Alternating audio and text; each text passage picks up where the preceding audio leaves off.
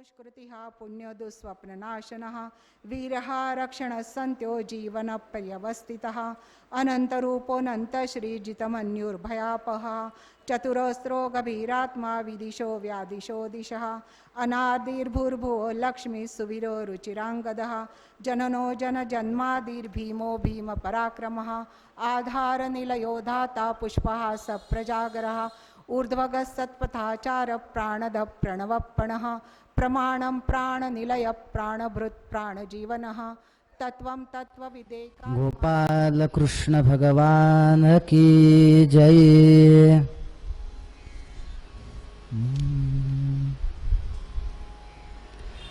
एकदा क्रीडमानास्ते रामाद्या गोपदारकाः कृष्णो मृदं भक्षितवान इति मात्रे न्यवेदयन्।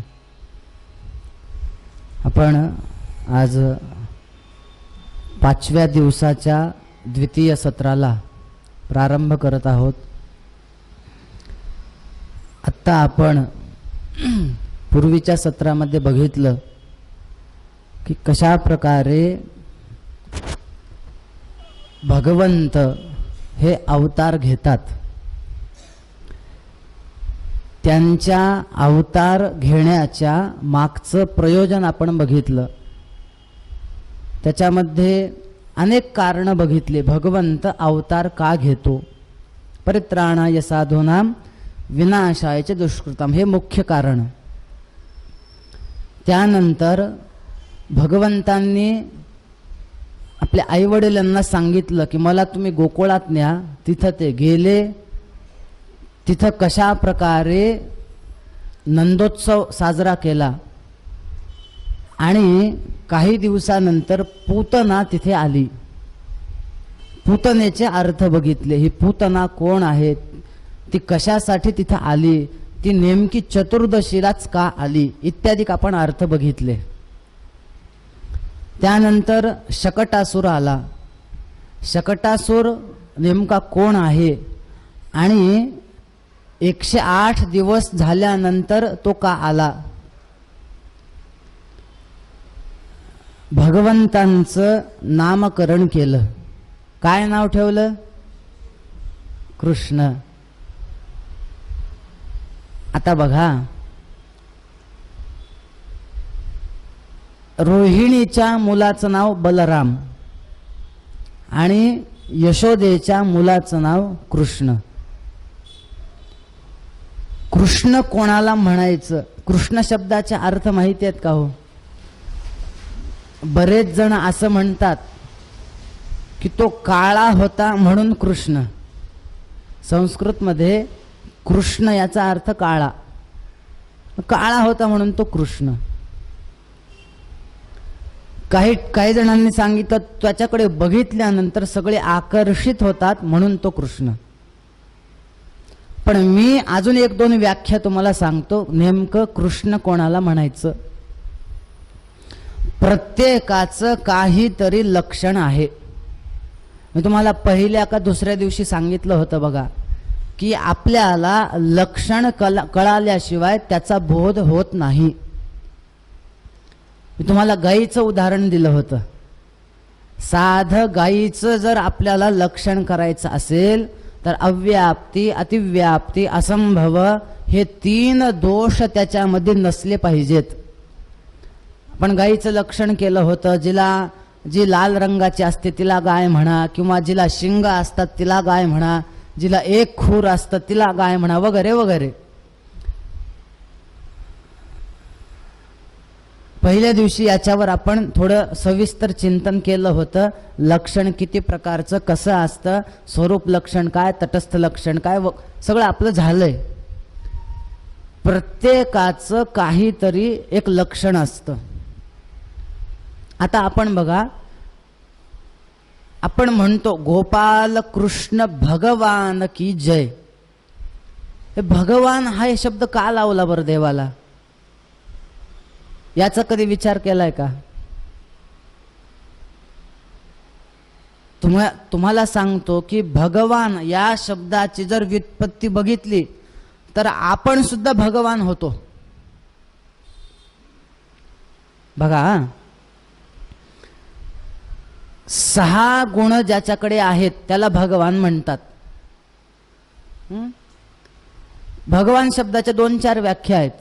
एक सांगतो. असं एके ठिकाणी वर्णन आहे, उत्पत्तीम प्रलयं चैव भूतानाम आगतिम गतिम वेत्ती विद्याम अविद्यांच सवाच्यो भगवान इति.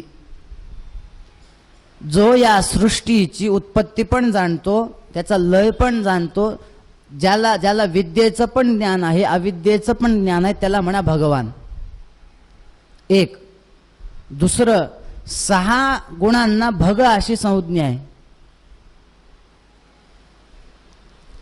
माऊलींनी फार सुंदर वर्णन केलंय. यशश्री औदार्य ज्ञान वैराग्य ऐश्वर्य हे 6 गुणवर्य वसती येथ म्हणून तोची भगवंतु.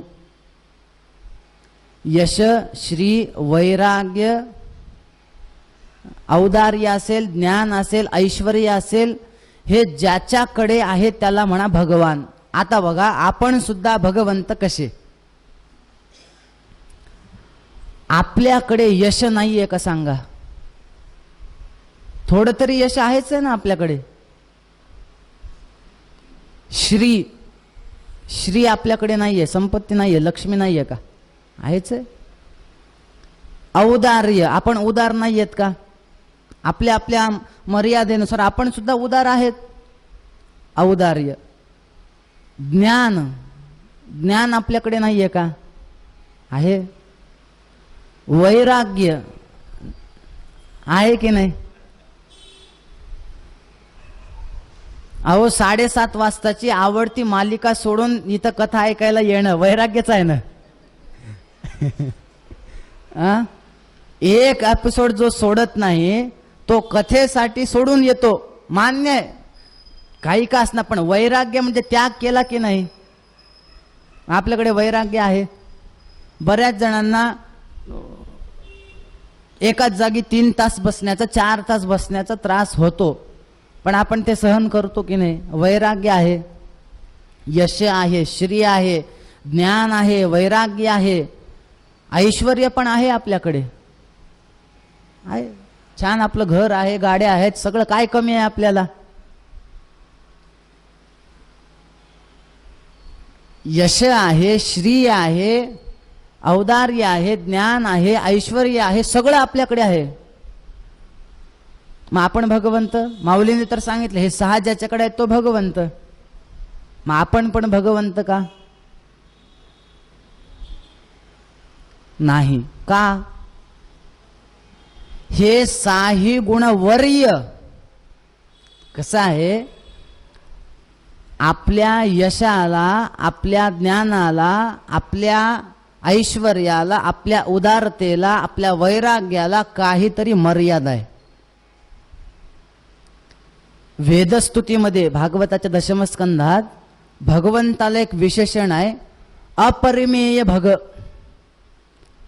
भगवंताकडे पण यश आहे, आपल्याकडे पण यश आहे, पण आपल्या यशाला काहीतरी मर्यादा आहे, आपल्या ज्ञानाला काहीतरी मर्यादा आहे, आपल्या कीर्तीला काहीतरी मर्यादा आहे. परंतु भगवंताचं तसं नाही. म्हणून हे 6 गुणवर्य वसती जेथ म्हणून तोच भगवंतू. प्रत्येकाचं लक्षण आहे. आता इथं किती सुंदर असा विठ्ठलाचा फोटो आहे. विठ्ठल कोणाला म्हणायचं? लक्षण काय विठ्ठलाचं? वित, ठ आणि ल. असं म्हणतात की वित म्हणजे ज्ञान, वित म्हणजे ज्ञान, ठ म्हणजे शून्य. वित म्हणजे ज्ञान, ठ म्हणजे शून्य. पुढे जो ल आहे ना, ल मध्ये लांती, ला नावाचा धातू आहे. लांती म्हणजे स्वीकारणे किंवा लाती. लांती त्याचं बहुवचन आहे. वित म्हणजे ज्ञान, ठ म्हणजे शून्य, ल म्हणजे स्वीकारणे. विठ्ठल शब्दाचा अर्थ काय झाला माहितीये? विदा ही वित शब्दाची तृतीय आहे. म्हणजे जो ज्ञानाने शून्य आहे अशांचा सुद्धा जो स्वीकार करतो त्याला म्हणायचं विठ्ठल.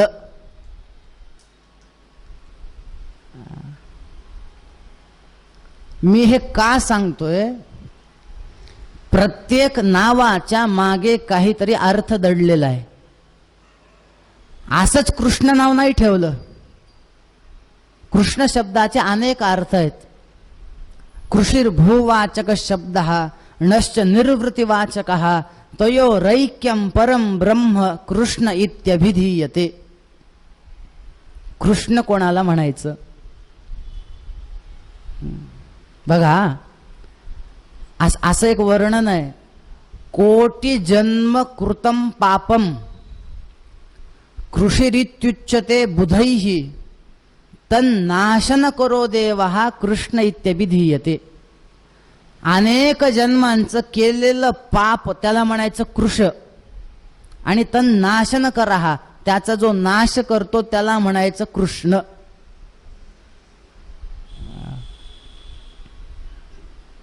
ठीक आहे, तो काळा आहे वगैरे तो वरचा वरचा सामान्य अर्थ झाला. काळा आहे म्हणून कृष्ण. सगळ्या गोपिकांनी विचारलं यशोदेला, काय नाव ठेवलंय ग तुझ्या पोराचं? हिने सांगितलं कृष्ण. सगळ्या गोपिका शिव्याच द्यायला सुरुवात करतात. यशोदे, तुला थोडं तरी डोकं आहे का ग? म्हणे काय झालं? कृष्ण कुठं नाव असतं? झालं काय? किती अवघड आहे म्हणे म्हणायला. त्याच्यानंतर ते आता क्रू का क्रू. बघा बरं, क्रू म्हणजे काय झालं ते क ला आणि मग उकार. पण क्रू कसं झालं? क काढून मग ते क्रू का क्रू. त्याच्यानंतर श्न. आता ते त्याच्यामध्ये न नळाचं का न बाणाचं? बाणाचं. आमच्या भागात काय माहिती आहे? न नळाचं आणि न बाणाचंच. दोन्ही न आमचे सारखेच आहेत. न नळाचंच आहे, न बाणाचंच आहे. लातूर जिल्ह्यात थोडं न नचा फरक तेवढा. काही जणांना, तसे सगळेच नाहीत, नाहीतर लाईव्ह ऐकतायत. मला इथलं झालं की तिकडच जायचंय. त्याच्यानंतर आता श अर्ध, ते पण अर्ध.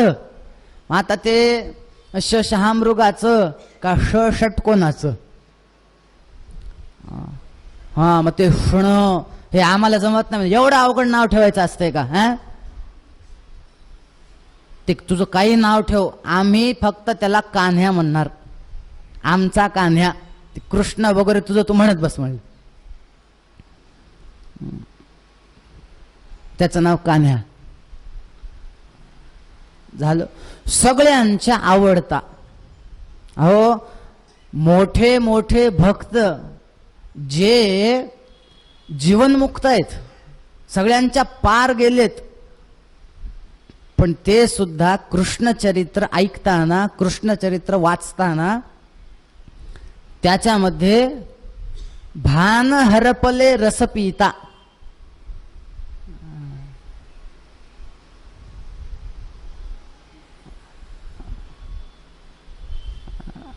भगवंतांच्या लीला एवढ्या सुंदर आहेत की कितीदाही ऐकलं तरी पण पुन्हा पुन्हा त्या ऐकाव्या वाटतात. गोपाल कृष्ण हळूहळू रांगू लागले. संतांनी फार सुंदर वर्णन केले बरं.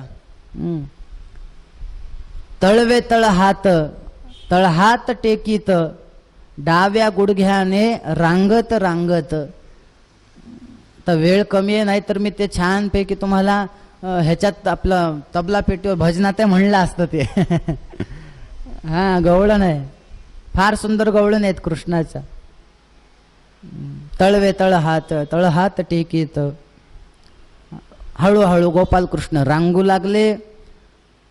रांगता रांगता आता हळूहळू चालू लागले, कारण कथेतले कृष्ण पटपट चालतात आता. त्यांना जास्त वेळ रांगवत बसायला जमत नाही.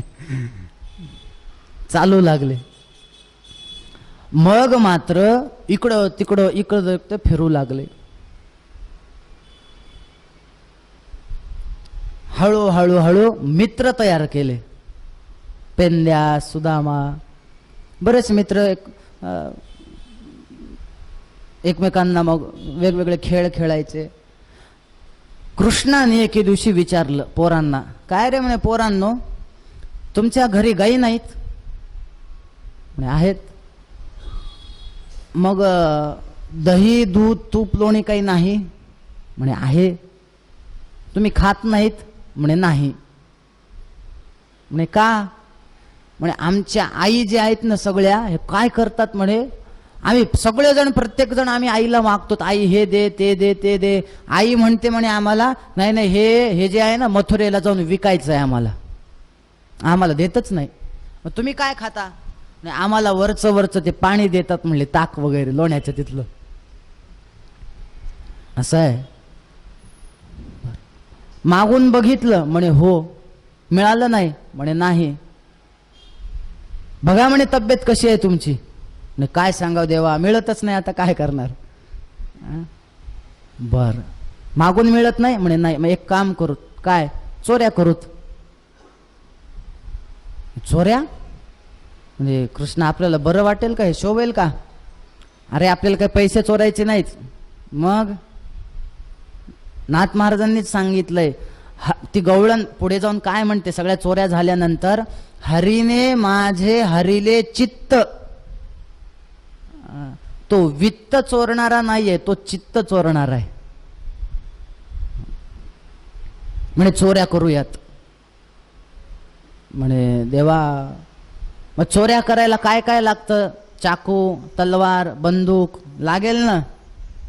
काय नाही, आपल्या गावात तर दुकानच नाही म्हणे चाकूचं.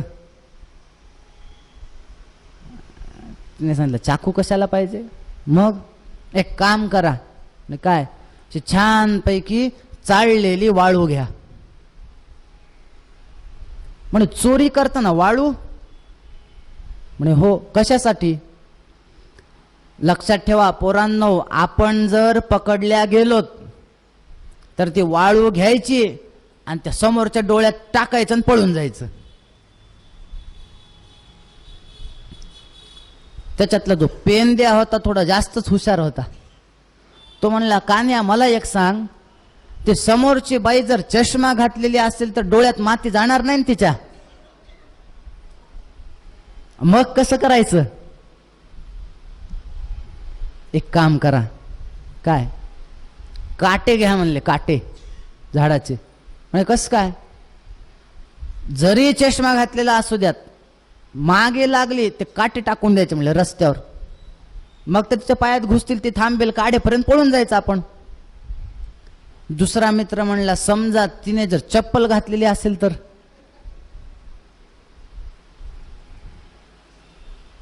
कृष्णाने सांगितलं, एक काम करा, मग तुम्ही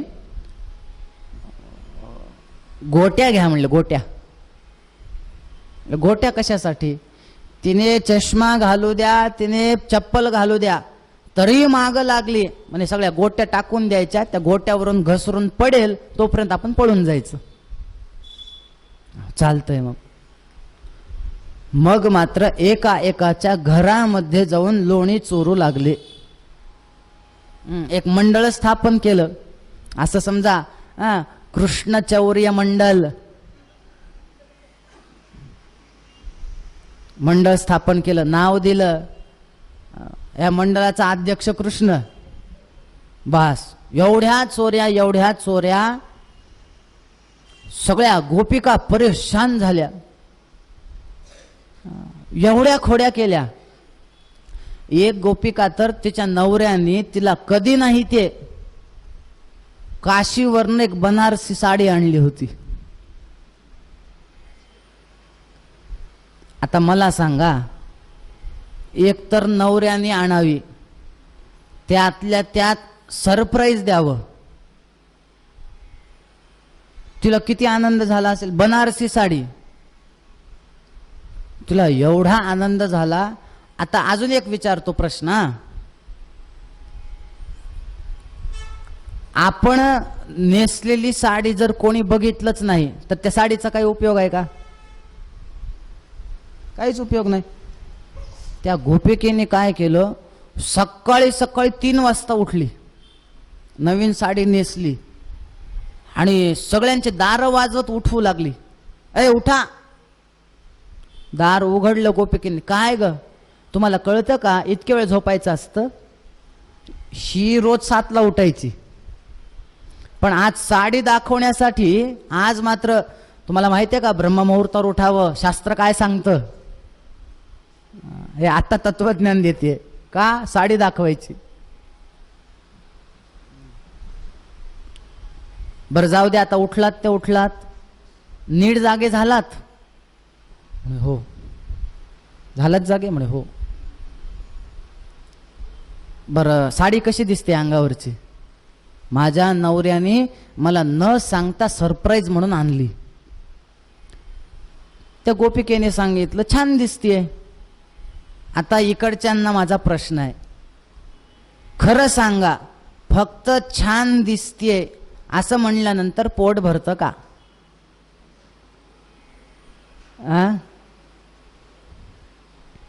काय म्हणावं लागतं? खूप छान दिसते. खूप छान दिसते म्हणल्यावर भरतं पोट का? अजून काही आहे? खूप लांब आहे.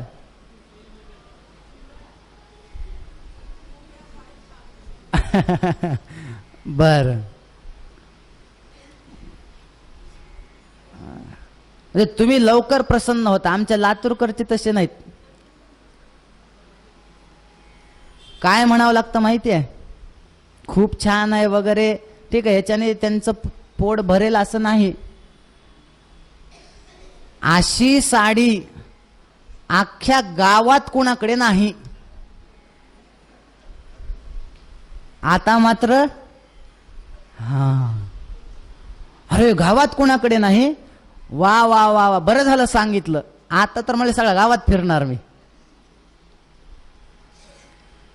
सोळ्या गावात फिरू, प्रत्येकाचं दार वाजवलं, उठा उठा उठा.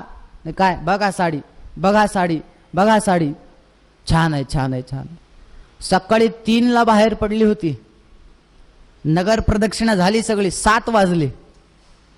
7 वाजता तिने विचार केला, झाले का सगळे त्या गोकुळातले?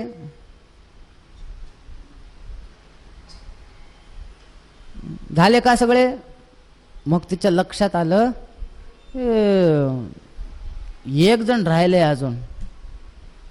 म्हणे कोण? यशोदेला दाखवायची राहिली साडी. चला तिच्या घरी जाऊ. यशोदेकडे गेले. यशोदा बाहेर ये. काय? बघ साडी कशी आहे. छान आहे. तिथं कोपऱ्यामध्ये कृष्ण असे थोडे तोंड पाडून बसले होते. यशोदेला विचारलं, काय ग यशोदा, हे कानी असं का बसलाय? का तोंड पडलंय? काही नाही म्हणे, नुसतं धिंगाणा करतो, आत्ताच माझ्या शिव्या खाल्ल्यात, गप बसलाय म्हणे. त्या गवळणीने सांगितलं, काय म्हणे तुम्ही, तुम्हाला काय यशोदे, तुला पोरच सांभाळता येत नाहीत म्हणले. मी घेऊन जाऊ का ह्याला, सांग माझ्या घरी थोड्या वेळ. यशोदेने सांगितलं, तुझं तुझं जा की, उग तुझा चांगला दिवस चालू आहे तर जा ना. हे पोरग साधन नाही. काय साधन आहे? तुम्हाला सांभाळता येत नाहीत म्हणा की, मी घेऊन जाते. यशोदेने सांगितलं, घेऊन जायचंय का जा, माझ्याकडे तक्रार आणायची नाही. हो आणत नाही. कृष्णा येणार का माझ्यासोबत? हे नाही म्हणतात होय. ते त्याच्यासाठीच बसलेत, कोण आपल्याला बोलवतंय, आमंत्रण कधी येतंय. हो येणार ना मावशी, मला त्रास देणार नाही, अजिबात नाही म्हणे. धरलं, घेऊन गेले. घरी पोहोचल्या मावशी भूक लागली का मला, मला दूध पाहिजे, लगेच दे. त्या गोपिकेने सांगितलं, हे बघ नवीन साडी आहे, स्वयंपाकघरात असं नवीन साडीवर मला जाता येत नाही. बर त्यावेळेस ते काय स्वयंपाक करताना ते समोर बांधायचं नव्हतं. साडी खराब न होण्यासाठी 2 मिनिटं थांब, तुला साडी बदलते आणि तुला काय दूध पाहिजे ते. नाही मला आत्ताच पाहिजे, मला आत्ताच पाहिजे. तरी त्या ओळ्या घाईमध्ये त्या गोपिकेने कशी तरी ती साडी काढली, बदलली, दुसरी नेसली. म्हणजे आता घडी नंतर करावी, पलंगावर ठेवली. मध्ये दूध आणायला गेली. गॅसवर दूध ठेवलं, दूध गरम होऊ लागलं. बाहेर कृष्ण बसले होते. तिथं एक बाजूला कात्री होती. तिने ते कात्री घेतली आपल्या कृष्णाने. पलंगावर साडी ठेवलेली होती. कृष्णाने काय केलं, त्या साडीचे बरोबर असे उभे 10 भाग केले. कात्री ठेवून दिली, बसले. थोड्या वेळानं ती गवळण आली. धरकान्या दूध, दुधाचा कप देऊ लागले. बाजूला बघितलं तर साडीचे 10 तुकडे. अरे हे काय केलंस? मावशी मला एक सांग, तुझ्या नवऱ्याने तुला किती साड्या आणल्या होत्या? 1. आता 1 आणली होती तर एवढी आनंदी झाली होती. अगं मी एका साडीच्या 10 साड्या केल्या, आता तुला किती आनंदी व्हायला पाहिजे? बरोबर आहे बाबा, तुझी आई म्हणली होती ह्याला घरी घेऊन जाऊ नको. झाली तू, चल आता घरी. आणलं, घरी सोडलं. यशोदे धर तुझं पोरग. वेगवेगळ्या खोड्या चालू होत्या. एक गवळण आली तेवढ्यात आणि तिनं सांगितलं, कान्या तुझ्या फार मी चोऱ्या ऐकल्यात, हिम्मत असेल तर माझ्या घरी येऊन दाखव. कृष्ण म्हणाले, मला धमकी? मला? पोरांनो हिच्या घरचा पत्ता घ्या म्हणे. आज रात्रीची चोरी हिच्याच घरी. मला धमकी देते म्हणे, माझ्या घरी येऊन दाखव. शिने काय केलं म्हणे, एक मधल्या खोलीमध्ये, अंधाऱ्या खोलीत, ते पण उंच, सगळे मडके टांगून ठेवले दही दुधाचे लोण्याचे. त्याला कुलूप त्या खोलीला. त्याच्या बाहेर एक खोली, त्याला कुलूप. त्याच्या बाहेर हॉल, त्याला कुलूप लावून बाहेर बसली काठी घेऊन, खुर्ची टाकून.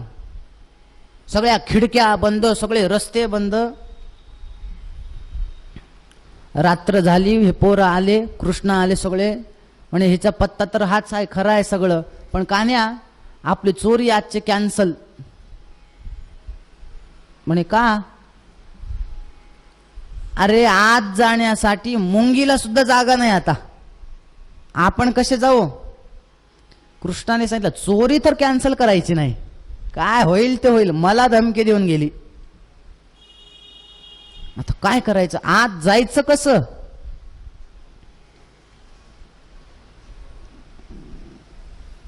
माझ्याकडे एक युक्ती आहे. म्हणे काय? सगळे बंद आहेत ना, मी एक आयडिया सांगतो, काय करा, मला एक मंत्र येतो म्हणले, तुम्ही सगळ्यांनी डोळे झाकायचे, तो मंत्र म्हणायचा. तो मंत्र म्हणला की सगळेजण आपोआप मध्ये जातात. हो म्हणे, हो. झाका डोळे. सगळ्यांनी डोळे झाकले. काय कृष्णाने मंत्र म्हणायचं तो म्हणला, सगळे आत गेले. मग एकावर एक चढून ते सगळं.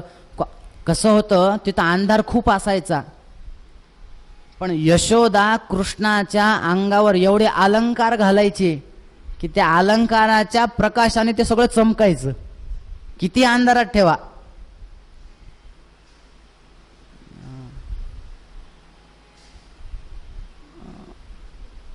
एकमेकावर सगळे ते आपलं दहीहंडी माहिती ना कशी करतात, एकमेकावर चढवून ते. इथं दहीहंडी होती का? बक्षीस ठेवतात ना. आमच्याकडे तर बाप रे काय सांगावं आता, मी सांगू नये तुम्ही ऐकू नये. दहीहंड्याच्या नादामध्ये काय काय कार्यक्रम ठेवतात. गेले वर, सगळं खाल्लं, खाऊ लागले. ही गोपिका गवळण बाहेर बसलेली, ती कुडकुड कुडकुड खाताना आवाज येऊ लागला. ती तर म्हणाली घरामध्ये तर मांजरं उंदरं नाहीत, घरामध्ये कोणीच नाही, एवढा आवाज कशाचा येतोय. बघितलं, आज जाऊन बघूयात, कुलूप काढलं, हे काढलं, ते सगळ्यात आत गेले, हे सगळे दिसले. सगळे पोरं घाबरले. कान्या चल बाहेर लवकर, चल, आली बघ बाई, आली बघ बाई, आता काही खरं नाही, आता काही खरं नाही, चल लवकर मंत्र म्हण, बाहेर जाऊत पटकन. कृष्णाने सांगितलं, मित्रांनो तुम्हाला खरं सांगू का? म्हणे काय? म्हणे मला मध्ये यायचा मंत्र माहिती आहे, बाहेर जायचा मंत्रच माहिती नाही. आता आली का पंचायत. मग म्हणे काने असं करू नको, बाहेर टाक लवकर, त्या बाईकडे एकदा बघ, कसली मजबूत आहे, तिची जर एखादी बुक्की बसली तर आपलं काही खरं नाही बघ. हा, एक तरुण बाई होती निब्बर एकदम, काही तसं करून मंत्र म्हण रे बाबा. सगळे घाबरले. कृष्ण म्हणाले ठीक आहे, जास्त टेन्शन घेऊ नका, मी आहे ना. एक काम करा, आत कसे आलात? म्हणे मंत्र म्हणून डोळे झाकले, आत आलोत. एक काम करा, आता डोळे झाका, आधी म्हटलेला मंत्र उलटा म्हणा, बाहेर जाल.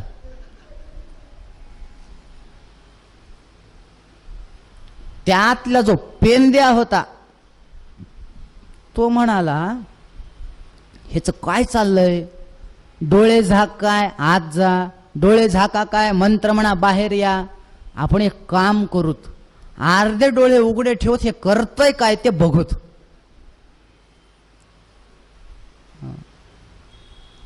बघूत तरी. हिने काय केलं, अर्धे डोळे उघडे ठेवले पेंद्याने. सगळे पोरं पटपट पटपट त्या खिडकीतून बाहेर जाऊ लागले. पेंद्या बाहेर जाताना त्या खिडकीच्या अर्ध्या बाहेर गेला की मधून त्या गोपिकेने ह्याचा पाय धरला. बाहेरून पोरं ओढतायत हात, ये लवकर बाहेर, ये लवकर बाहेर.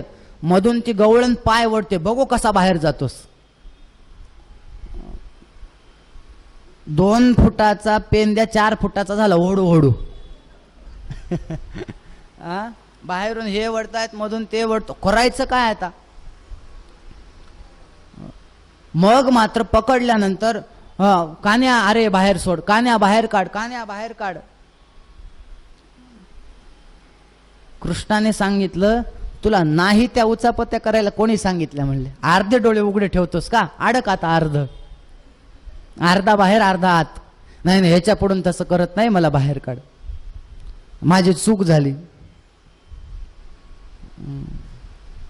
म्हणून भगवंतांनी जे लिखित आहे त्याच्यामध्ये आपण फार हे का आहे कसं आहे ह्याच्या नादी पडू नये, नाहीतर अडकतं माणूस. देवाने जे केलंय ते चांगल्यासाठी केलंय असा विचार करायचा आणि पुढे जायचं. देव जे काही करतो ते चांगल्यासाठी करतो, एवढाच भाव मनात ठेवायचा. तुम्हाला ते त्या प्रधानाची गोष्ट माहिती आहे की नाही? देव जे काही करतो तो चांगल्यासाठी करतो असं तो दरवेळेस म्हणायचा. एके दिवशी त्या राजाचा अंगठा तुटला. त्याने प्रधानाला सांगितलं, प्रधाना माझा अंगठा तुटलाय. तो पुन्हा म्हणतो देव जे काही करतो ते चांगल्यासाठी करतो. राजाला जो राग आला, माझा अंगठा तुटला ना, हा म्हणतोय चांगलं झालं. एवढा राग आला, टाका म्हणायला जेलमध्ये, तुरुंगात टाकून दिलं. एके दिवशी राजा गेला शिकारीसाठी वनात. शिकार करताना वापस येताना काही लोकांनी त्याला पकडलं. देवीला बळी द्यायचा होता, नेमका राजाला पकडलं. झालं, घेऊन गेले देवी समोर, त्याची पूजा केली. त्याच्यानंतर छानपैकी सगळं झालं. वेळ आली, तलवार घेतली. तलवार घेऊन त्याचा बळी देणार, तेवढ्यामध्ये त्याच्यातल्या एका माणसाने थांबा थांबा थांबा, मारू नका म्हणे. म्हणे का बरं? तुम्ही नीट बघा, ह्याचा अंगठा तुटलेला आहे. आपल्या देवीला असा बळी द्यायचा का? चांगला माणूस लागतो, असा अंगठा तुटलेला काय करायचा माणूस? मग ह्याला द्या सोडून, दुसरा बघूत. तर राजाला सोडून दिलं. आत्ता राजाला वाटेत येताना वाटू लागलं, प्रधान म्हणाला होता देव जे करतो ते चांगल्यासाठी, आज जर माझा अंगठा तुटला नसता तर आज मी जिवंत नसतो. घरी आला. आल्या पहिल्यांदा सेवकांना सांगितलं, प्रधानाला सोडवा, मुक्त करा, त्याला बाहेर आणा. माझी चूक झाली. त्याला बोलवलं, प्रधानाला नमस्कार केला, मला माफ कर, मी विनाकारण तुला तुरुंगामध्ये टाकलं, आज वनामध्ये असं असं झालं, अंगठा तुटला म्हणून मी मरण्यापासून वाचलो, मी तुला तुरुंगामध्ये टाकायला नाही पाहिजे. प्रधानाने सांगितलं देव जे करतो ते चांगल्यासाठी, तुम्ही तुरुंगात टाकलं ते पण चांगलं झालं. राजा म्हणाला, काय प्रधान आहे, काही झालं की चांगलं झालं म्हणतोय. अरे बाबा, तुला तुरुंगात टाकलं ह्याच्यात चांगलं काय झालं? राजे साहेब एक बघा, मला जर तुम्ही तुरुंगामध्ये टाकलं नसतं तर दरवेळेस वनात शिकारीसाठी तुमच्यासोबत मी येतो. म्हणे बरोबर आहे. जर मी तुरुंगात नसतो तर तुमच्यासोबत वनात आलो असतो. म्हणे हो. आपल्याला पकडलं असतं त्यांनी बली देण्यासाठी. म्हणे हो. तुम्हाला त्यांनी बघितलं असतं, तुमचा अंगठा तुटला होता, तुम्हाला त्यांनी सोडलं असतं. माझं काय तुटलं होतं? तुम्हाला सोडलं असतं, मला धरलं असतं. ते देव जे काही करतो ते, शी भावना जर मनामध्ये असली तर माणसाला जरी दुःख आले तरी त्या दुःखाचा त्रास होत नाही. हा पेंद्या जो होता ना, हा स्वतःचं डोकं लावू लागला, कान्या सोडव, कान्या सोडव. देवाने सांगितलं ठीक आहे, जा, ह्याच्याकडून तसं करायचं नाही. म्हणे नाही. तो पेंद्या सुटला, पण कृष्ण पकडल्या गेले. ते गवळणीनं धरलं. चल म्हणे, तुझी आई फार म्हणते, बाळ सगुण गुणाचे ताने ग, बाळ दिसते गोजीरवाणे ग, फार तुझी आई सारखं म्हणत असते ना, आज तुझ्या आईला दाखवते काय तुझं पोरग ते. पकडलं. चल. कृष्णाने सांगितलं, मावशी मला सोड, नाहीतर तुझं चांगलं होणार नाही बघ. कशाचं चांगलं होणार नाही, तू चल म्हणे.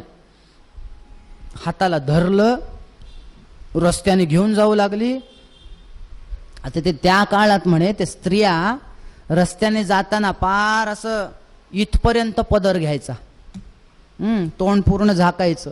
रस्त्याने जाऊ लागले. जाता जाता कृष्णाने सांगितलं, अर्ध्या वाटेत गेले. म्हणे मावशी मी एवढा लहान, माझे हात एवढे नाजूक नाजूक, तू एका हाताला धरून किती ओढतेस, मला हात दुखतोय म्हणे माझा.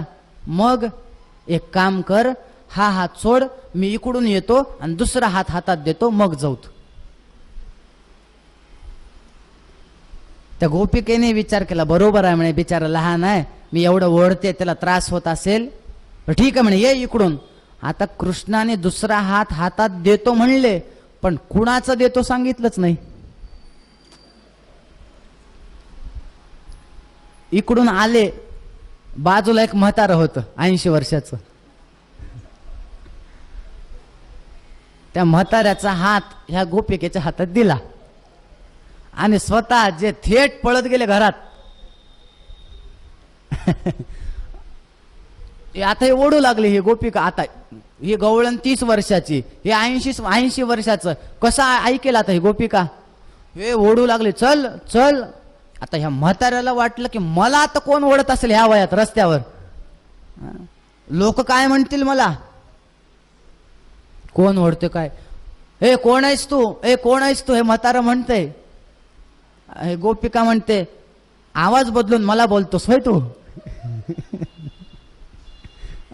मला आवाज बदलून बोलतोस, तू किती आवाज बदल, आज तुझ्या आईला दाखवणारच आहे काय ते. म्हातारा मनात विचार करू लागला, माझी आई तर केव्हाची गेली, आता हे कोणाला घेऊन जाणार आहे. घेऊन गेले. यशोदे बाहेर ये. यशोदा बाहेर आली. काय ने बघ तुझ्या पोराला पकडून आणले. यशोदेने बघितलं. यशोदेने सांगितलं, अगं असे घरचे भांडणं रस्त्यावर आणू नयेत. घरचे भांडणं तुझ्या पोराला पकडले, कसले घरचे भांडणं? अगं होत असतात भांडणं, लगे काय असे रस्त्यावर आणायचे असतात. तुझ्या पोराला पकडले बघ. यशोदा म्हणली, माझं पोरग 1 तास झालं मध्ये झोपलंय. बोलव बरं.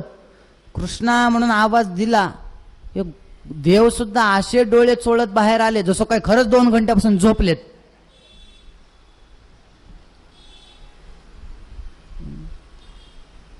काय मावशी, काय गाय, तुला हे होत नाही का? मला कशाला तू उठवलं?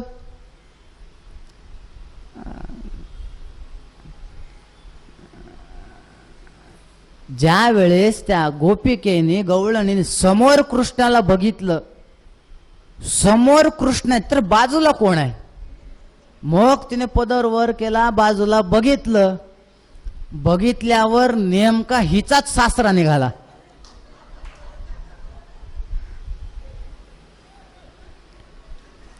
शेने बघितलं, सून दिस, तू आहेस तू घरी चल म्हणे, तुला दाखवतो आता काय आहे ते. कृष्णाने इकडून सांगितलं हळूच, तुला म्हणलं होतं ना मी तुझं वाटोळ करतो बघ, मला धरून जाऊ नको. एवढ्या खोड्या केल्या. एक गवळण तर दारात झोपली होती रात्री, पती पण झोपलेला. कथा माहिती ना आपल्याला. चोरी केली ती केली आणि जाताना वेणीची दाढीची गाठ बांधून गेले निघून. सकाळी उठल्या नवऱ्याच्या दाढीला जे झटका बसला.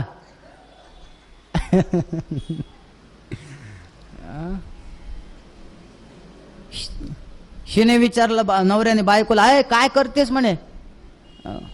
तुम्ही काय करता, माझ्या वेणीला किती जोरात झटका बसला म्हणे. बघितलं, त्यांच्या लक्षात आलं गाठ बांधलेली आहे. गाठ सोडण्याचा प्रयत्न केला. आता मला सांगा, त्रिभुवनाच्या नायकाने ज्याची गाठ बांधली ते असे सामान्याला सुटेल होय? काय करावं सुटायला तयार नाही. मग त्यांच्या लक्षात आलं ही कृष्णाचीच खोडी आहे, आता त्याच्याकडेच जाऊ बाबा सोड म्हणून. पण रस्त्याने जाताना दोघांची एवढी फजिती. नवरा बुटका होता आणि बायको उंच होती. आता डोळ्यासमोर तुम्हीच आणा ते कसे चालत असतील. बिचारा नवरा टाचा वर करू परेशान. एवढी फजिती, एवढ्या खोड्या केल्या. एका अध्यायामध्ये दामोदर लीला सांगितली. आपल्या सर्वांना माहिती आहे, मांडीवर ठेवून दूध पाजत होत्या यशोदा माता आणि चुलीवर दूध ठेवलं होतं. ते दूध उतू जाऊ लागलं की कृष्णाला पहिल्यांदा यशोदेनं खाली ठेवलं, दुधाकडे गेले. मी असं ऐकलंय बाबा, खरं की खोटं तुम्ही सांगा. ते स्त्रियांचे 2 वीक पॉइंट असतात म्हणे. एक जावाई आणि दुसरं दुधावरची साय. अजिबात वाया हे करू देत नाहीत. तुम्ही बघा, किती कामात असू द्या, गॅसवर दूध ठेवलंय, लक्षात आलं दूध उतू चाललंय म्हणलं, किती मोठं काम असू द्या, आधी पळत जातात आणि एवढ्या फास्ट जातात म्हणजे हे ऑलिम्पियाड मध्ये पळणारे सुद्धा त्यांच्या मागे फिके. कृष्णाला राग आला, मला सोडते आणि त्या सामान्य दुधाकडे जाते. वस्तुतः डोंगरे महाराजांनी भागवत रहस्यामध्ये ते दूध वर का येऊ लागलं फार गोड चिंतन केलंय.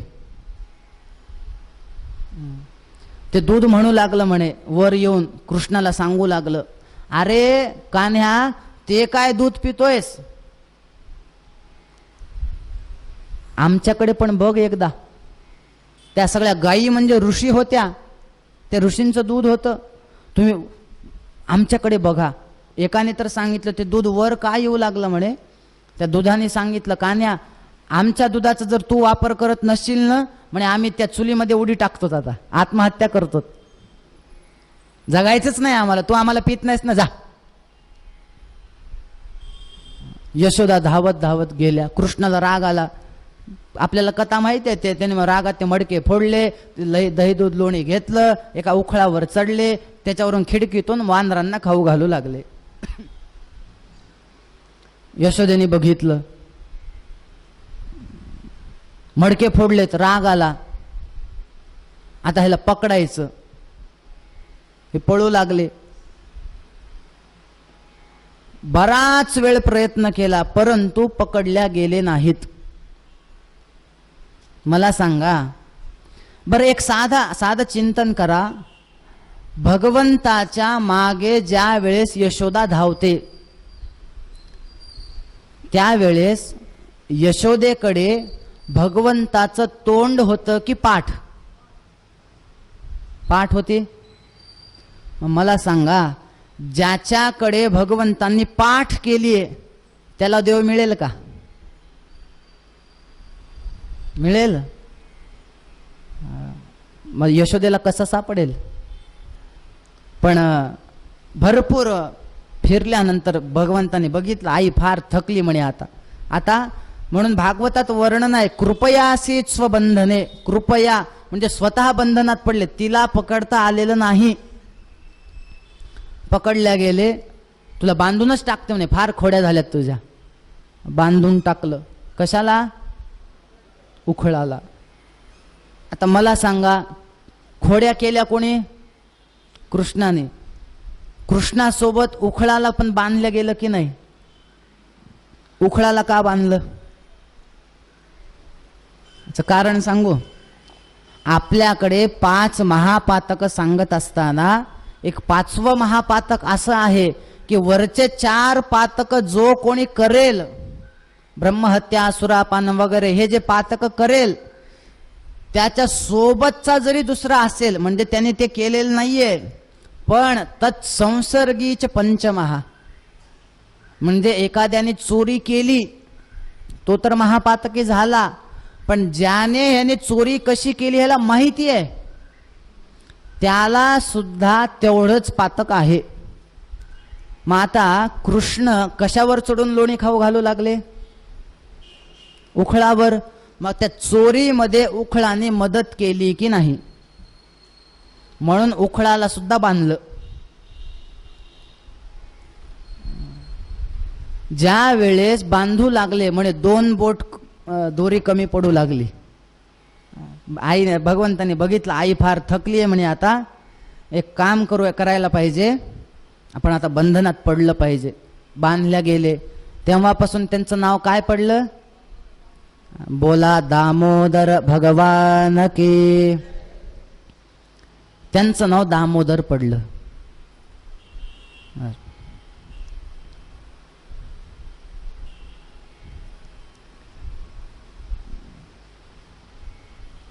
आपल्याला माहिती आहे ते उखळ घेऊन भगवंत 2 वृक्षांच्या मधून गेले आणि त्या यमलार्जुनांचा उद्धार केला. त्या यमलार्जुनांना ते कोण होते? नलग्रीव, मणिकुब, त्यांना शाप होता ह्यांचा, नारदांचा. कुबेरपुत्र होते. स्वतःच्या संपत्तीचा, रूपाचा गर्व झाला म्हणून शाप मिळालेला होता. वेगवेगळ्या लीला चालू होत्या. म्हणे एका गोपिकेने तर मथुरेला जाताना कृष्णाकडे घराच्या चाव्या दिल्या. कान्या, हे थोड्या चाव्या धर, मी थोडं मथुरेला जाऊन येते आणि घराकडे लक्ष ठेव. कानावर अशी बातमी आली, सध्या गोकुळामध्ये चोऱ्या फार होत आहेत. कृष्णाने सांगितलं, द्या चाव्या माझ्याकडे. मनातल्या मनात म्हणाले, काय बाई आहे म्हणे, चोराकडे घराच्या चाव्या देऊन चालली.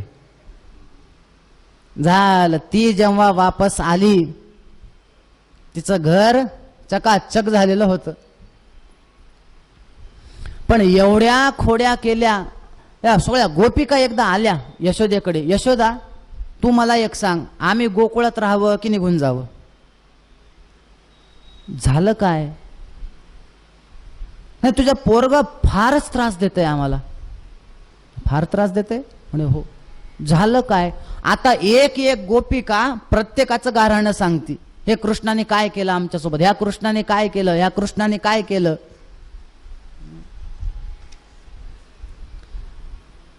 एका गवळीने तर सांगितलं, मी तुझ्या पोराला एकदा चोर म्हणाले तर हा मला काय म्हणतो माहितीये का, मला चोर म्हणतेस का, तू चोर.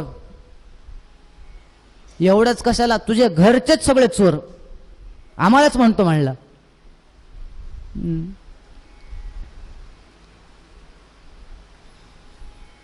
यशोदेने ते ऐकलं आणि यशोदेने सांगितलं, ए थोडं लहान आवाजात बोल. म्हणे का, तुला कळतं का अजून माझ्या पोराचं लग्न व्हायचं राहिलंय. असं मोठ्या मोठ्यानं खोड्या सांगितली, माझा पोरग चोर आहे असं म्हणालीस, मग पुढे जाऊन कोणी पोरगी द्यायचं नाही म्हणलं माझ्या पोराला. लहान आवाजात बोल. कशाचं लहान आवाजात, त्या पोराला कळत नाही का मग. एक गवळ्याने तर सांगितलं, म्हणे हा चोरी करतो ते करतो, जाता जाता माझा एक मुलगा आहे म्हणे 3-4 वर्षाचा पाळण्यात, त्याला ठेवलेला झोपलेला असतो, जाता जाता त्याला जोऱ्यात चिमटी घेऊन जातो म्हणे. आणि नुसतं चिमटी घेत नाही, त्याला जाता जाता त्याच्या कानात सांगतो म्हणे, एकतर एवढी चोरी करतो आणि जाताना सांगतो तुझी आई फारच कंजूस आहे म्हणतो म्हणे. काय सांगावं तुला.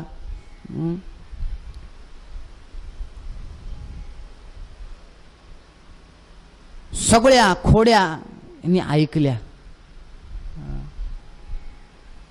पण तुम्हाला सांगू का, गोपिका जरी गाऱ्हाणे करायच्या पण पुन्हा ते कृष्णालाच भेटायला यायच्या. त्यांना जर कृष्ण दिसला नाही, काही काही गोपिका तर असं वर्णन आहे, घरातल्या सगळ्या सुया टाकून द्यायच्या आणि सासूला म्हणायचं, सासूबाई ते गोधड शिवायचेत का, आता हिवाळा वगैरे येईल. म्हणे हो शिवत ना. मग सुया संपल्यात, आणायला जाऊ का. मुद्दाम फेकून द्यायच्या आणि ज्या सुया आणायला म्हणून जायचं ते यायच्या यशोदेच्या घरी. मुद्दाहून काही गोपिका पाणी टाकून द्यायच्या घरातल्या. सासूबाई पाणी संपले, ताजं पाणी आणू का. जे यमुनेवर जायचं म्हणून जायच्या ते थेट यशोदेकडे. गोपिकेने तर सांगितलं, यशोदे तुझ्या पोराचं काय सांगावं म्हणे, अगं एवढं आमच्या मनामध्ये बसलाय, स्वयंपाक करताना चहामध्ये मी मीठ टाकते आणि भाजीमध्ये साखर टाकते म्हणले. काय सांगावं, दररोज माझ्या नवऱ्याच्या शिव्या खातीये. हरीने माझे हरिले चित्त, भान वित्त विसरले. काय करावं, फार खोड्या चालू आहेत. असं म्हणतात की त्या गोकुळामध्ये फार संकट येऊ लागले. अघासूर, बकासूर, वत्स, ते कंस एक एक आसुराला पाठवू लागला ना.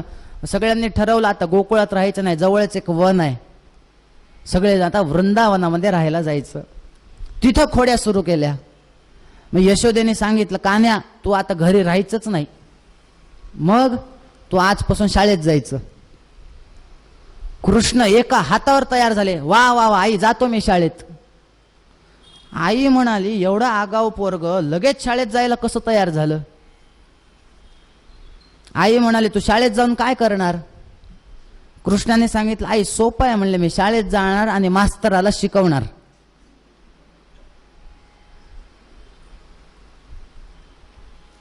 म्हणे तो त्या ह्याचा नाहीयेस, तशी शाळा तुला आता वेगळी शाळा. म्हणजे कुठली शाळा. तू एक काम करायचं, छोट्या छोट्या गायी घ्यायच्या, वासर घ्यायचे, थेट वनात जायचं, दिवसभर गायी चारायच्या आणि वापस यायचं. छोटी छोटी गैया, छोटो छोटो ग्वाल, बीच म मेरो मदन गोपाल. म्हणजे जायचं वनात, काही हरकत नाही. भगवंत सकाळी जायचे आणि गेल्यानंतर मग मात्र मोठ्या आनंदाने वनामध्ये खेळ खेळायचे. कोणते खेळ.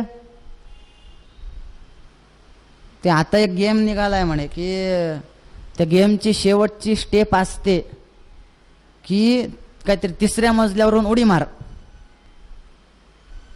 माहिती आहे का कोणाला तो खेळ? नाव माहिती आहे का त्याचं? नाव नाही माहिती. बरोबर आहे, आपण कोणी खेळलोच नाहीत ना ते. माझ्या एक जवळच्या माझ्या यजमानांचा मुलगा गेला त्याच्यात, मुंबईचा आहे. 3ऱ्या मजल्यावरून उडी मारली त्याने त्या गेमच्या नादात. छोटासा मुलगा होता. मैदानी खेळ राहिलेले नाहीत. त्याच्यामध्ये ते लुडो खेळायचं, ते गाडीचा गेम खेळत बसायचा. परवा मी नवीन मोबाईल घेण्यासाठी दुकानात गेलो. त्याने मला सांगितलं, महाराज तुम्ही हा मोबाईल घ्या. म्हणलं बरं, काय चांगलं काय आहे म्हणजे खासियत काय आहे ह्याची? किती रुपयाचं? म्हणला 1.5 लाखाचा आहे. म्हणलं ठीक आहे, घ्यायला हरकत नाही, पण काय आहे काय ह्याच्यात? म्हणे ह्याच्यावर तुम्ही किती वेळ गेम खेळा, चार्जिंग लवकर संपत नाही. म्हणला गेमसाठी तुम्ही कुठले गेम डाउनलोड करा, म्हणे अजिबात मोबाईल हँग पडत नाही. म्हणजे आता मोबाईल सुद्धा चांगले ते गेमसाठी निघतायत, कारण त्यांना ते तयार करणाऱ्यांना कळालं मैदानी खेळ आता कोणी खेळत नाहीत. आता फक्त उठल्या उठल्या मोबाईलवरून सुरुवात ते झोपेपर्यंत मोबाईल. म्हणजे इतका मोबाईल बघतात की झोप आली हे कधी कळतं? मोबाईल बघता बघता आपोआप आपल्या तोंडावर पडला. अरे ज्या अर्थी मोबाईल तोंडावर पडलाय आणि मी तर स्वतःहून सोडत नाही, त्या अर्थी बहुतेक झोप आली वाटतं. अशी परिस्थिती आहे सध्या. पण गोपाळांचे खेळ कुठले होते? विटी दांडू खेळायचे, कबड्डी खेळायचे, हुतुतू खेळायचे, त्याच्यानंतर चेंडू फळी क्रिकेट खेळायचे. वेगवेगळे खेळ चालू होते. खेळता खेळता एके दिवशी सगळ्या मित्रांनी सांगितलं, म्हणे देवा मला काय सांगावं, बरेच वेळ झाला आपण खेळतोय, पण भूक लागली आम्हाला. भरपूर आपण जेवलं तर काहीतरी बरं आहे. आता आज बऱ्याच जणांना एकादशीमुळं थोडं कसं तरी होत असेल कथेमध्ये. काय सांगावं, खूप भूक लागली, आता खेळणं बस, आता काहीतरी खायचं बघा. भगवंताने सांगितलं खायचंय, काढा शिदोऱ्या. काढल्या, गोल बसले सगळेजण. प्रत्येक जण आपापले डब्बे खाऊ लागले. कृष्णाने सांगितलं थांबा, असं खायचं नाही. मग एक काम करा, एकट्याने कधीच खायचं नाही, सगळ्यांनी मिळून खायचं.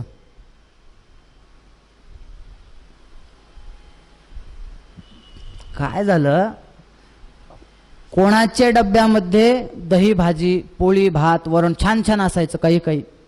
काही काही जणांच्या डब्यात फक्त वरण भात, काही जणांच्या डब्यात नुसता ताक, काही डब्यांच्या कृष्णाचे डबे 1 नंबर होते, यशोदा काही द्यायचे. भगवंताने विचार केला असं नाही, आपण मित्र आहेत ना, सगळ्यांनी एकत्र येऊन खायचं.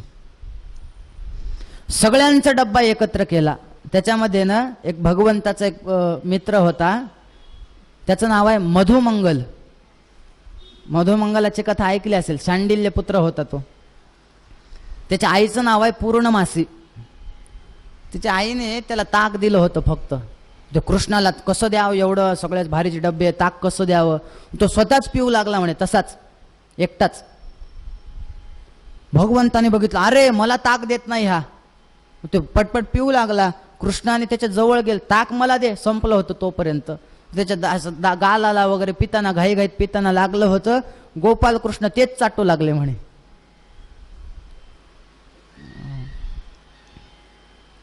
त्यांच्या लीला होत्या सगळ्या.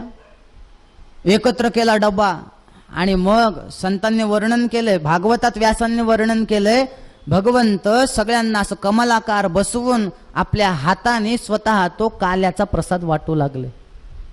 बिभ्रद वेणुम जठरपटयो शृंगवेत्रे च कक्षे वामे पाणो मसृण कवलम तत्फलान्यंगुलीषु तिष्ठन्मध्ये स्वपरिसृदो हासयन नर्मभिस्वैः स्वर्गे लोके मिषती बुभुजे यज्ञभुक बालकेलिही. भगवंतांनी काल्याची लीला केली. पण ब्रह्मदेव वरून बघू लागले, खरंच देव आहे का कोण आहे हा पोरगा, काय दुसऱ्याच्या तोंडाला लागलेला ताक हा पितोय, मला तरी वाटतंय हा देव नाहीच आहे. ब्रह्मदेवाने परीक्षा घ्यायचं ठरवलं. काय केलं, हे जेव्हा खाऊ लागले इकडे डबे, ह्यांच्या गायी गेल्या होत्या चरण्यासाठी, फिरण्यासाठी, खाण्यासाठी, ब्रह्मदेवाने सगळ्या गायी ब्रह्मलोकात घेऊन गेले. बराच वेळ गेला, गायी दिसत नाहीत. सगळ्या मित्रांनी सांगितलं, कान्या गायी दिसत नाहीयेत रे.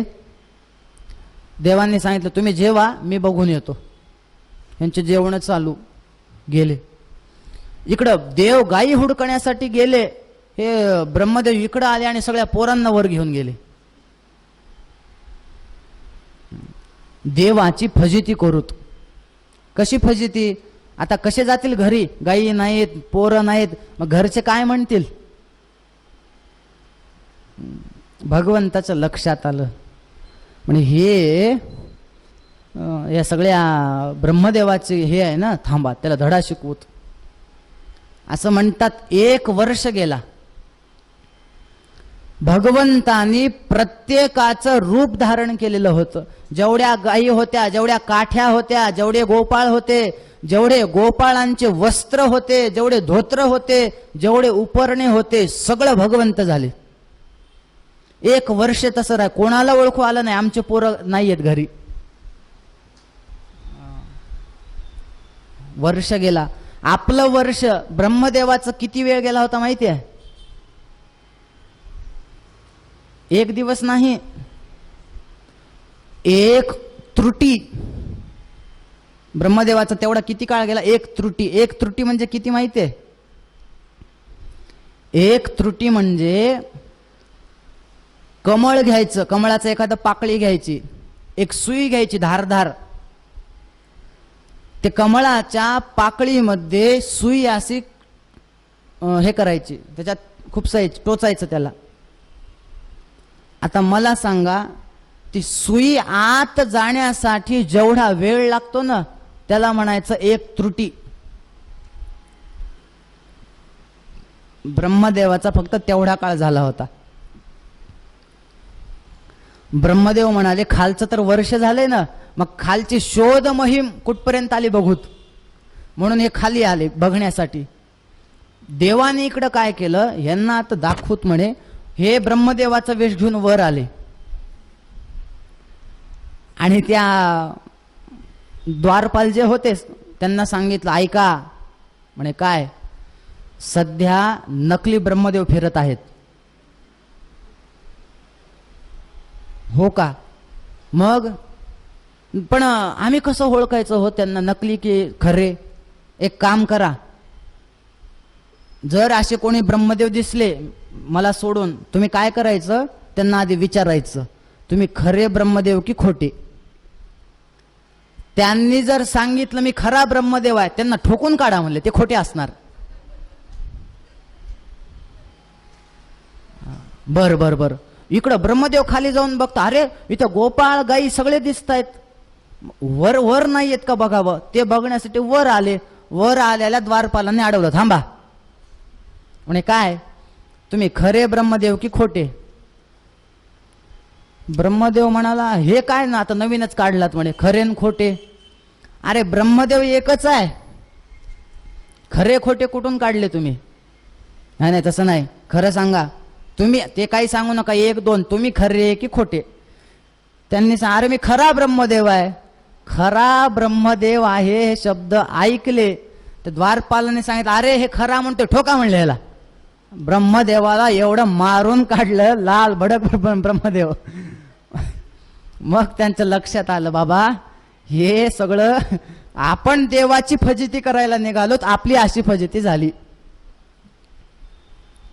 मग त्यांच्या लक्षात आलं, आपण चूक केली आहे आणि मग ते स्वतः खाली भगवंताकडे आले आणि भगवंताची स्तुती केली.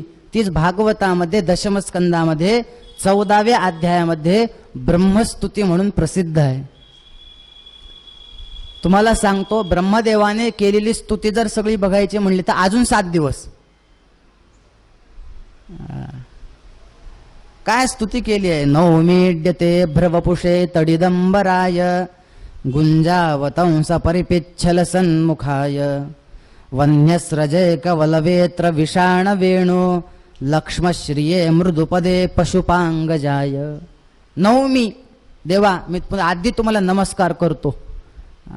माझी चूक झाली, पण कसं आहे म्हणे आम्ही चुका करत असतो, आम्हाला तुम्ही माफ करा, सोडून द्या. म्हणे बरं, ह्याच्या पुढून आम्ही परीक्षा घेणार नाहीत. म्हणे बरं. एका अध्यायामध्ये काल्याचा प्रसंग झाल्यानंतर खेळताना भगवंताने मुद्दामून चेंडू पाण्यात मारला. पाण्यामध्ये आणण्यासाठी गेले आणि तिथं कालिया नाग होता. त्या कालिया बरोबर युद्ध केलं आणि काय केलं, त्याला तिथून हाकलून दिलं. कालिया हे क्रोधाचं प्रतीक आहे. फार राग यायचा म्हणे कालियाला. कालियाचा उद्धार केला, तिथून त्याला हाकलून दिलं. त्याच्यानंतर वनामध्ये असंच फिरताना वेगवेगळे खेळ चालू होते. एके दिवशी असंच भूक लागली. म्हणे देवा भूक लागली. म्हणे काढा ना शिदोऱ्या. म्हणे सगळे डबे संपलेत. आता एक काम करा, आजूबाजूला बघा काही आहे का, भेटते का बघा. ते एका झाडावर चढला एक गोपाळ आणि आजूबाजूला बघितलं. लांब एके ठिकाणी तिथून धूर येताना त्याला दिसला. मला वाटते तो गोपाळ सुद्धा नैयायिक होता. यत्र यत्र धूमहा तत्र तत्र वह्निः. जिथे जिथे धूर तिथे तिथे अग्नी. पण हा गोपाळ त्याच्या पुढचा होता. यत्र यत्र वह्निः तत्र तत्र नरः. जिथं जिथं माणसं आहेत तिथं तिथं आग आहेच आहे म्हणे. कारण आग माणसाशिवाय दुसरं कोणी लावू शकत नाही म्हणला. म्हणजे दुसऱ्या अर्थाने घ्या बरं. कारण झाडावर झाड हे करून सुद्धा वणवा पेटतो, पण दुसऱ्या प्रकारे माणसं आग लावतात ना. आग लावे.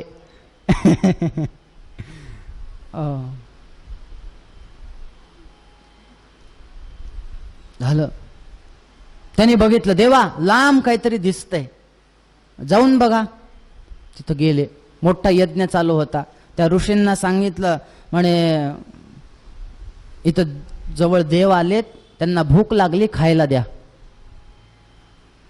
ते ऋषी म्हणाले कशाचं खायला द्या रे, आमचा एकच वेदो नारायण, आमचा एकच यज्ञ पुरुष, अजिबात कोणाला देणार नाहीत. नाही द्या, तसं करू नका, फार भूक लागली. जाता की नाही म्हणले. बघा म्हणे यज्ञामध्ये आमच्या ह्याच्या पळ्याच आहेत म्हणले, लाकडाच्या यज्ञाच्या. थेट गेले ते देवाकडे. देवा मरता मरता वाचलोत म्हणे. म्हणे काय झालं, काय सांगावं तुम्हाला, असं असं आम्ही मागण्यासाठी गेलोत आणि आम्हाला तिथं जाऊ दिलं, भेटलं नाही काही. कुणाला मागितलात. म्हणे आम्ही त्या ऋषींना मागितलं. इथंच चुकलात म्हणे तुम्ही. म्हणे काय चूक झाली. साधं आहे पोरांनो, मला एक सांगा, तुम्हाला घरी भूक लागल्यानंतर तुम्ही दाढीवाल्याला मागता की वेणीवाल्याला. लहान पोरं कुणाला मागतात, वेणीवाल्याला. तुम्ही दाढीवाल्याकडे कशाला गेलात. एक काम करा, त्याच्या माग स्वयंपाक चालू आहे तिथं जा. त्यांच्या पत्नी आहेत, त्यांना जाऊन मागा. देवा पाठवू नका. ह्यांच्याकडे साध्या पळ्या होत्या, त्यांच्याकडे पोळ्या लाटायची लाटणं असतील. कशाला मारता, जाऊ द्या ना, एक दिवस उपाशी मसलं तर काय होतंय. नाही तुम्ही जा, ते माझ्या भक्त आहेत, देतील तुम्हाला. तिथं गेले. म्हणे असं असं इथं जवळ देव थांबलेत, भूक लागली, देता का. नाही देता का, देव आहेत. अरे तुम्ही व्हा पुढं, आम्ही स्वतः घेऊन येतो. सगळा स्वयंपाक घेऊन निघाल्या. एका ब्राह्मणाला कळाला म्हणे यज्ञ करणाऱ्या, सगळ्या गेल्या तरी चालतील, तुला मात्र जाऊ देणार नाही. एका त्याच्या बायकोला बांधून टाकलं त्यांनी, जाऊ देणार नाही. ती बायको म्हणाली, तुम्ही मला शरीराने अडवाल, मनाने अडवू शकणार का सांगा. तिने तिथं आपला प्राणाचा त्याग केला आणि या सगळ्या गोपिकांच्या आधी तिथं जाऊन पोहोचली. हा सगळा प्रसंग ज्या वेळेस या वेदज्ञ ब्राह्मणांना कळाला, ते काय म्हणतात माहिती आहे, नासाम द्विजाती संस्कारः न निवासो गुरोवपि न तपो नात्ममीमांसा न शौचम न क्रिया शुभाः. म्हणे आमच्या पत्न्यांनी, या बायकांनी कुठं गुरुकुलामध्ये जाऊन अध्ययन केलं नाही, कुठं उपनयन संस्कार केला नाही, यांचा कुठले काही वेद मंत्र शिकले नाहीत, मीमांसा शास्त्र नाही, न्यायशास्त्र नाही, वेदांत नाही, काही येत नाही. पण जो परमात्मा यांना कळाला तो आम्हाला एवढं शिकून कळाला नाही. ब्राह्मण म्हणतात, धिक जन्म नस्त्रिवृत विद्याम, आमच्या विद्येचा धिक्कार का, आम्हाला एवढ्या जवळ आलेला देव कळाला नाही, यांना कळाला. म्हणून देव हा तुमच्याकडे किती ज्ञान आहे हे बघत नाही, त्या ज्ञानाचा तुम्ही वापर कसा करता, त्या ज्ञानाला भक्तीची जोड आहे की नाही ते बघतो. सगळं आहे पण त्याला जर भक्तीची जोड नसेल तर त्या शास्त्रकारांनी त्या ज्ञानाला शून्य सांगितले, ते ज्ञान शून्य आहे.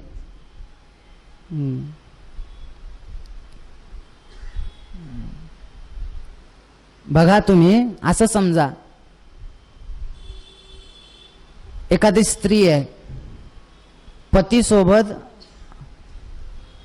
साडी घेण्यासाठी गेली, कुठे, दुकानात. आता मी तर असं ऐकलं, इंदोरच्या तर फार भारी साड्या असतात म्हणे. समजा पती पत्नी त्या दुकानात गेले, तुम्ही खरं सांगावं, पहिली साडी बघितल्यावर पसंत पडते का? नाही ना. नवऱ्याने सांगितलं बघ साधी पसंत आहे का, हिने सांगितलं नाही, सगळ्या साड्या बघितल्या, म्हणे नाही घ्यायची. दुसऱ्या दुकानात गेली, इथं घ्यायचं का, म्हणे नाही, आवडल्या नाहीत, म्हणे नाही. तिसऱ्या, म्हणे काय झालं आता, म्हणे काय सांगा, या साडीचा रंगच चांगला नाही.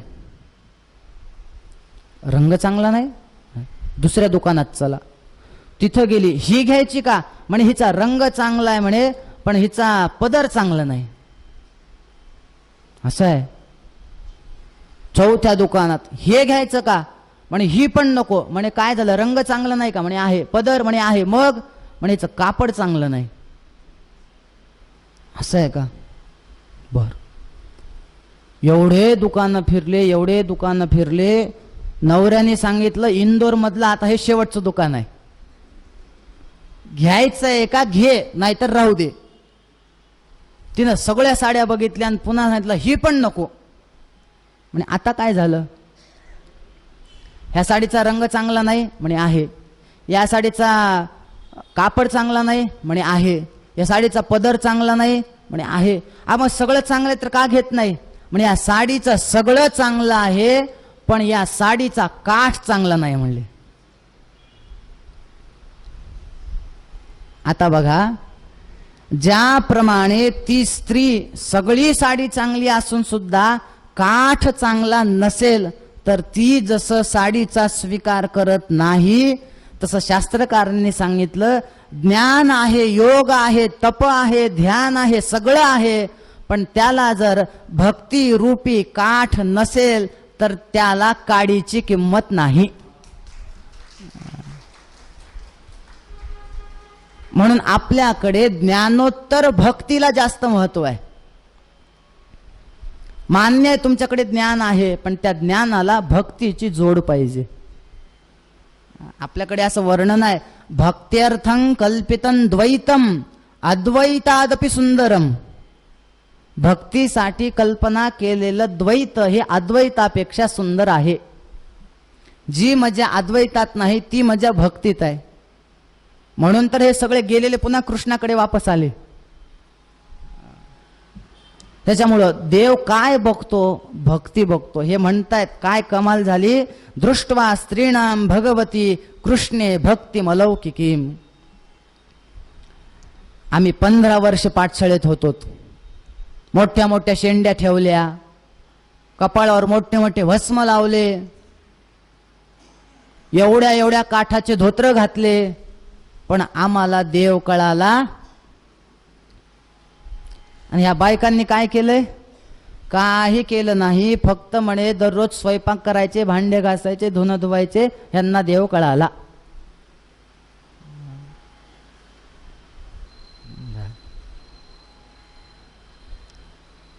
म्हणून एक फार सुंदर सुभाषित आहे बघा. व्याधस्याचरणं ध्रुवस्य च वयो विद्या गजेंद्रस्य का जातिर्विदुरस्य यादवपते रुग्रस्य किं पौरुषम. कुब्जायाः कमनीय रूपमधिकं किं तत्सुदाम्नो धनं. भक्त्या तुष्यति केवलं न च गुणैः भक्तिप्रियो माधवः. व्याधस्याचरणं ध्रुवस्य च वयो. काय ध्रुवाचं वय होतं का देव प्रसन्न व्हावेत? भक्ती. विद्या गजेंद्रस्य का. गजेंद्र कुठल्या पाठशाळेत राहायला गेला होता? भक्तीमुळे प्रसन्न झाला. का जाती ही विदुरस्य. विदुराची कुठली जाती होती? फार उच्च कुळात जन्माला आला होता. आपल्याला माहिती आहे ना काय खाल्लं त्यांच्या घरी, विदुरांच्या घरी? कण्या खाल्ल्या, केळाच्या साली खाल्ल्या.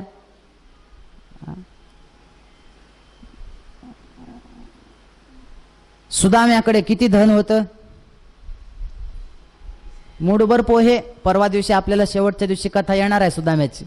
मुठभर पोहे. भक्त्या तुष्यती.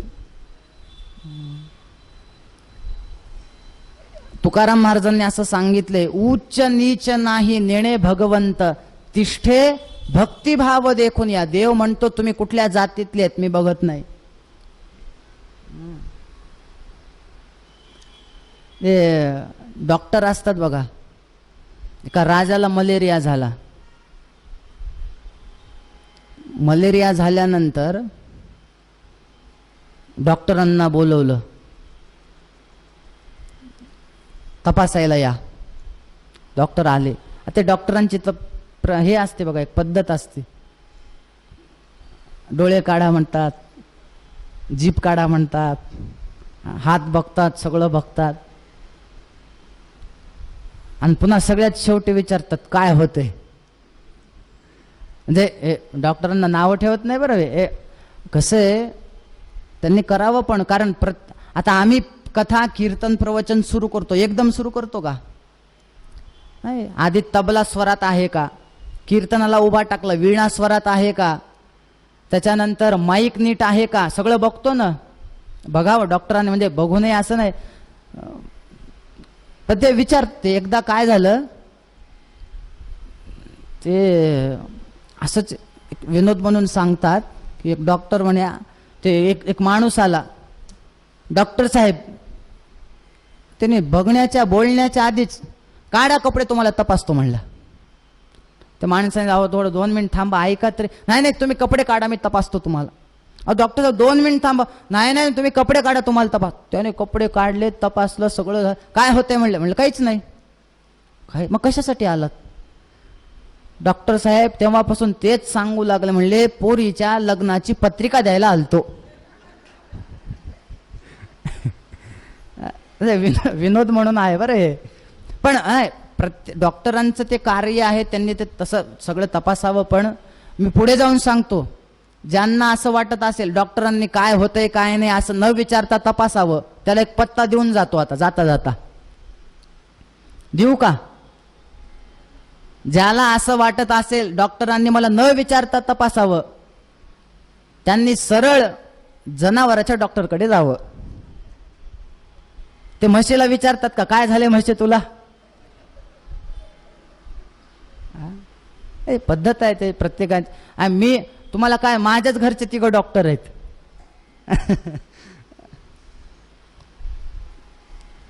माझा भाऊ डॉक्टर आहे, माझी बहीण डॉक्टर आहे, माझे वडीलही डॉक्टर आहेत. त्यांची पत्ते डॉक्टर आले, राजाला विचार काय झालंय, तपासलं, मलेरिया. अरे बापरे. आले, ह्या गोळ्या घ्या, त्याला गोळ्या दिल्या, वापस आले. आल्यानंतर बघितलं, येताना राजाच्या घराच्या बाहेर एक सेवक होता, तो असं थंडीने कुडकुड कुडकुड करू लागला. तपासलं, अरे तुला मलेरिया आहे. त्याच गोळ्या त्याला दिल्या. राजापर्यंत बातमी गेली, राग आला. ज्या गोळ्या मला, त्या गोळ्या माझ्या सेवकाला, बोलवा त्या डॉक्टरला. आले, काय चाललंय, जगायचं नाही का? आणि काय झालं, माझ्या गोळ्या मला ज्या दिल्या, मी राजा, त्या गोळ्या सेवकाला. डॉक्टरने सांगितलं, कोण राजा कोण प्रजा मी हे बघत नाही, मी रोग बघतो. हे जसं आहे ना, तसं भगवंत म्हणतात, कोण कुठल्या जातीतला आहे, कोण कुठल्या कमी जातीतला आहे, हे मी बघत नाही, मी फक्त त्याची भक्ती बघतो. स्त्रिया आहेत, मी ह्यांच्यावर कसं प्रसन्न हो, माझी भक्ती केली ना. त्या सगळ्या ब्राह्मणांनी प्रार्थना केली की पुन्हा पुढच्या जन्मी का होईना आम्हाला त्या भगवंताविषयीची भक्ती प्राप्त व्हावी.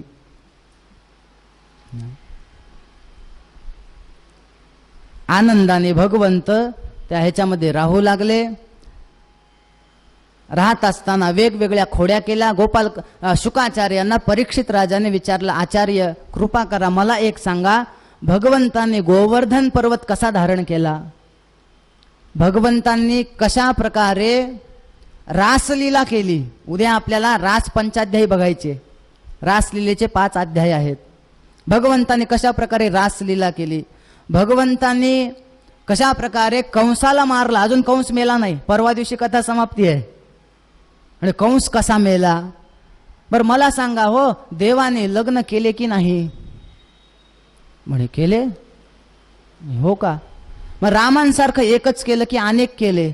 म्हणे त्याची तर फार मोठी कथा आहे, आज होत नाही, ते देवाचं लग्न उद्याला होत म्हणले. आता उद्या आपल्याला भगवंताचा विवाह करायचा आहे. मग आता मला सांगा, साध्या लग्नामध्ये जर एवढं नटून थटून जातो आपण, मग उद्या तर देवाचं लग्न आहे.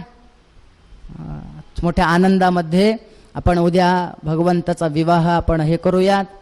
आज तसा तरी 8:15 झालेले आहेत, पण थोडं भगवंताचीच इच्छा होती. नैवेद्य यायला उशीर झालाच होता, म्हणले देवाची इच्छा होती, महाराज आज थोडं 15 मिनटं वाढवा.